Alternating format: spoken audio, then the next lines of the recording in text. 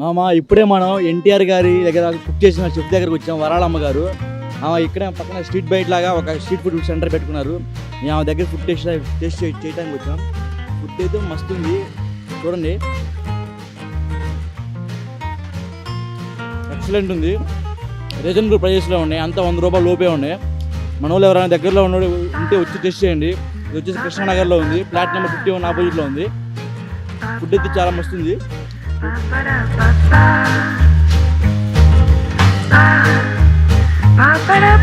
మామ అందరికి నమస్తే, నేను మీ గోపిని రెడ్ టీవీ నుంచి మాట్లాడుతున్నాం. ఈరోజు మనం ఒక స్పెషల్ పర్సన్ దగ్గర ఉన్నాం. అక్కడ ఎవరంటే పెద్దమ్మ గారి హోటలు. ఏమొచ్చేసి మన ఎన్టీఆర్ గారి దగ్గర ఓల్డ్గా పాత ఎప్పట్లో ఉన్న చెఫ్గా చేశారు. అంటే కుకింగ్ వాళ్ళ ఇంట్లో వంట మనిషిలా చేశారు. ఇప్పుడు బయట రోడ్డు మీద ఒక చిన్న స్ట్రీట్ ఫుడ్ సెంటర్ పెట్టుకున్నారు. ఒకసారి ఆమెతో మాట్లాడదాం, ఎందుకు అక్కడి నుంచి ఇక్కడికి ఎలా వచ్చారో ఒకసారి ఆమెతో అడిగి తెలుసుకుందాం. అన్న నమస్తే అన్న. నమస్తే అన్న, చెప్పండి. మీ పేరు? శేఖర్. ఎక్కడి నుంచి వచ్చారు మీరు? నేను ఇక్కడ హైదరాబాద్ అన్న. హైదరాబాదేనా? ఏందన్నా స్పెషల్ ఏంది మన దగ్గర? ఏమేంటి మన దగ్గర బోటి ఉంటుంది, మటన్, చికెన్, పీతల్, ఎండు చేప, పచ్చి చేపలు, పప్పు, సాంబార్. అవి వాటి ప్రైజెస్ వాటి రేట్లు కూడా ఒకసారి చెప్తే. వెజ్ అయితే 70 బ్రో, చికెన్ అయితే 100, బోటి 120, మటన్ 150, పీతలు 150. పీతలు కూడా ఉన్నాయి. అంటే హైదరాబాద్లో చాలా మంది దగ్గర ఇలా అంటే సీ ఫుడ్ ఐటమ్స్ పెట్టరు, మీరు ఎందుకు పెట్టారు? బాగుంటుందని పెట్టినాం. ఎలా నడుస్తుంది బిజినెస్? ఎలా నడుస్తుంది? పర్వాలేదు అన్న, బాగుంది. ఇంకా ఒకసారి అమ్మమ్మ గారితో మాట్లాడదాం. మామ చూడండి, ఇప్పుడే బామ్మగారి దగ్గరకు వచ్చాం. ఎన్టీఆర్ గారి దగ్గర ఓల్డ్గా అప్పుడు చెఫ్లాగా పనిచేశారు. ఒకసారి అమ్మమ్మ గారితో మాట్లాడదాం. నమస్తే అమ్మ. నమస్తే. మీరు ఎక్కడ ఉండేది? ఇక్కడ బంజారా హిల్స్. ఏంది ఇక్కడ ఎన్టీఆర్ గారి దగ్గర ఎన్ని సంవత్సరాలు పనిచేశారు మీరు? 7 సంవత్సరాలు చేశాను. 7 సంవత్సరాలు చేశారు. 7 సంవత్సరాలు చేశాను. ఆయన వెళ్ళిపోయాడు. ఇక మా పరిస్థితి ఇట్లా ఇంటికాడ కూర్చొని ఉండలేక చేతిలో విద్య ఉంది, పని చేసుకొని వంట చేసుకొని బతకాలని పెట్టుకున్నాం.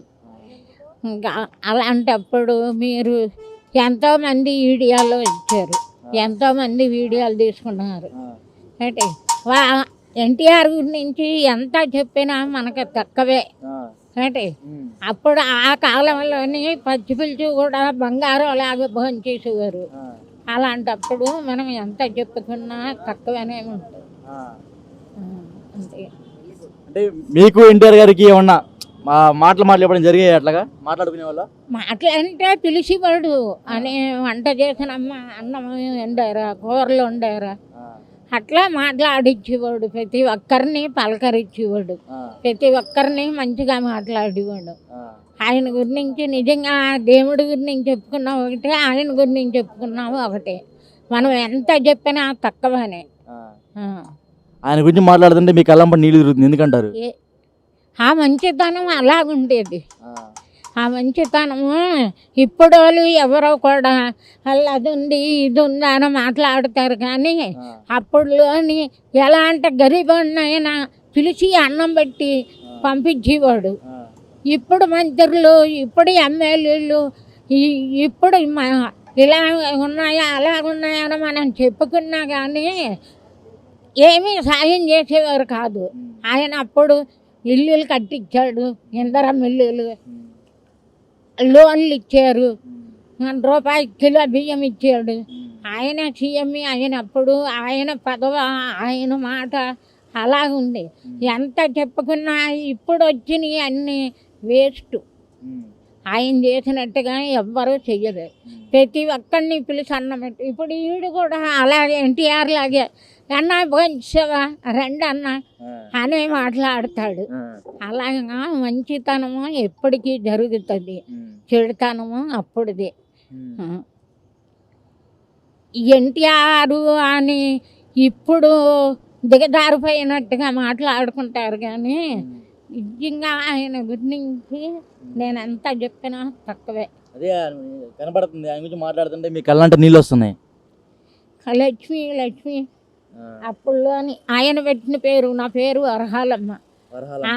ఆయన పేరు గట్టిగా రాక లక్ష్మి అని మాట్లాడేవాడు.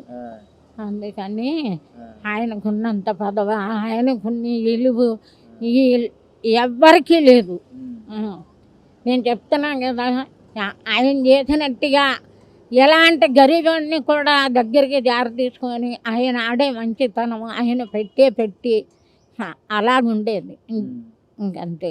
ఎన్టీఆర్ గారికి మీకు ఏమన్నా మధ్యలో ఏమన్నా ఇప్పుడు అలాంటివి ఏమీ లేవు, ఎన్ని ఉట్టు మాటలు. అందుకే నేను మీడియా మాట్లాడను. నేను చెప్పాను నీకు అదే కరెక్ట్ చేసుకోవాలి. కానీ ఎన్టీఆర్ గారికి అంటే ఆయన డబ్బు ఉన్నవాడు, పదవి ఉన్నవాడు, మాట ఉన్నవాడు. మళ్ళీ ఎందుకు ఊరిక పద్దరగం చేస్తాడు? ఆయనకు అవసరమని పిలిచి అడిగి భోంచేసి వెళ్ళిపోయేవాడు అంతే. ఇంకంతవరకే. మీకు అప్పుడు చాలా డబ్బులు ఎంత ఇచ్చేవారు ఎన్టీఆర్ గారు? అప్పుడే ఎంత కూలి తక్కువ, 2000 ఇచ్చేవారు ఆ కాలంలో. ఆ 2000 బోల్డ్ అంత గొప్ప. ఇప్పుడు 10,000 ఇచ్చినా వేస్టే అంతే. ఇప్పుడు ఎన్టీఆర్ దగ్గర మీరు పనిచేశారు కదా, మీ ఇంటి పక్కన వాళ్ళు ఎలా అనుకుంటారు మీ గురించి? ఎవ్వరు ఏమనుకుంటారు అని అడక్కు. నాకు అందుకే ఈడియా అంటే మాట్లాడను. ఇంటి పక్కవాడు ఇంటాడు, నా చేసుకున్న మగుడు, నేను పని చేసిన దగ్గర సార్లో మంచిగా మాట్లాడితే చాలు. అంటే పక్కమ్మ అని అలాంటివి నా దగ్గర చెప్పకు, నువ్వు పెట్టకు వీడియోలోని. ఎందుకంటే చాలా మంది అంటా ఉంటారు కదా, ఇప్పుడు ఎన్టీఆర్ గారి దగ్గర పని మనిషి అంటే ఇప్పుడు మీకు రేంజ్ ఉంటుంది ఇక్కడ బయట. ఏం రేంజ్ ఉంటుంది చెప్పు?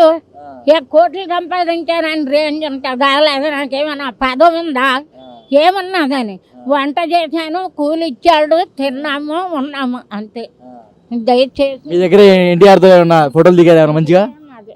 నేను ఎప్పుడు ఫోటోలు దిగలేదు, వాళ్ళ ఇంట్లో ఎప్పుడు పడుకోలేదు. అదేంది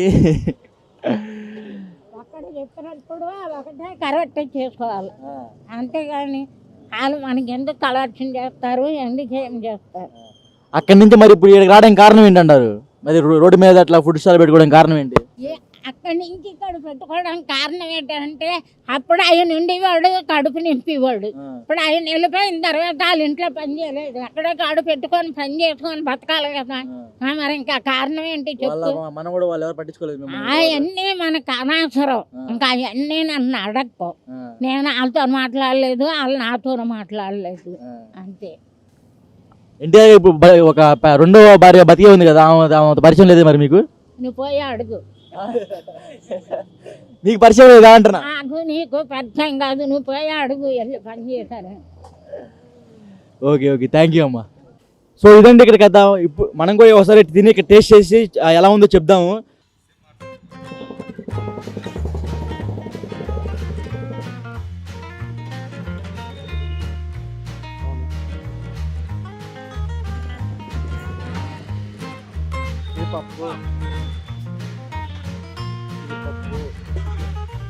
నేను తీసుకుంటా ఈ సాంబార్ చికెన్ అన్న ఒకసారి కలపవా?